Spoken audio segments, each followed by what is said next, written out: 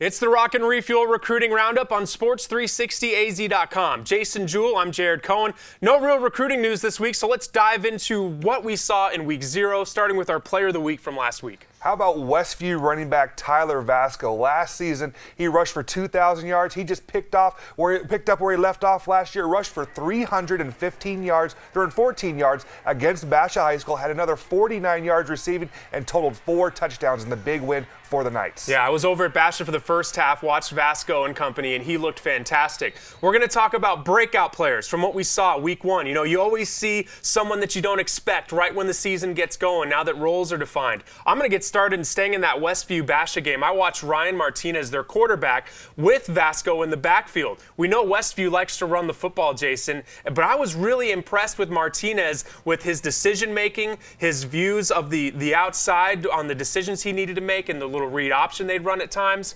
He would throw the ball, some dump-offs he's had, throw some balls down the field, and also his ability to run. He had some big, long runs, some of them for touchdowns, which really gave Westview the big lead in that first half. How about you? I know you caught 3 games in a 24-hour span. Yeah, I did. I watched Tempe play Australia Foothills. I was at Brophy and Pinnacle, and I went to Desert Edge and Centennial. And though Centennial didn't come out with a victory against Desert Edge, 2 players from the Coyotes that I was a big fan of, both in the junior class. The first one, Jacob Franklin. He's an outside linebacker, kind of defensive end, about 6'3" and 205 pounds. I thought he played with a great motor. And then the Arizona historians would know his dad, Aaron, was a very good linebacker coming out of Peoria High School that signed with Arizona State. Then the next guy, we know Centennial loves to run the football, and their junior running back, Zidane Thomas, is going to be a breakout player over the next 2 years. Rushed for 167 yards and 1 score in that loss. One more guy I'd like to talk about over at Perry High School. Perry got that big overtime win over Desert Vista, come from behind victory. Their overtime winning touchdown was from Kenny Foltz, Jason. Now,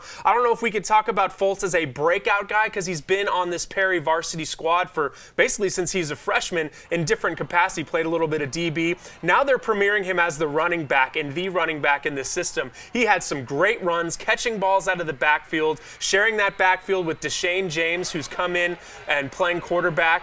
And they're really a dynamic duo back there, but Foltz was shifty, he was fast and quick, and made some big-time plays for the Perry Pumas, who are off to a 1-0 start.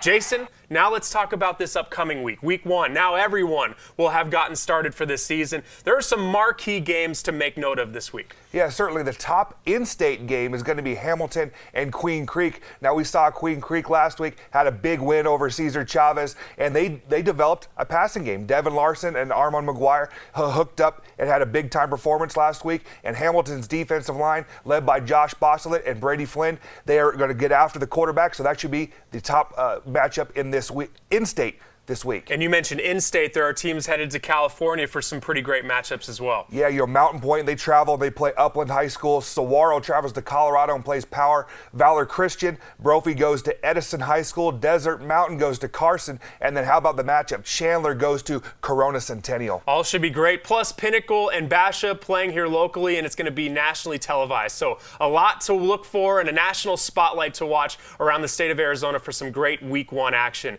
Until next time, Jason Jewell, Jared Cohen, this has been the Rock and Refuel Recruiting Roundup.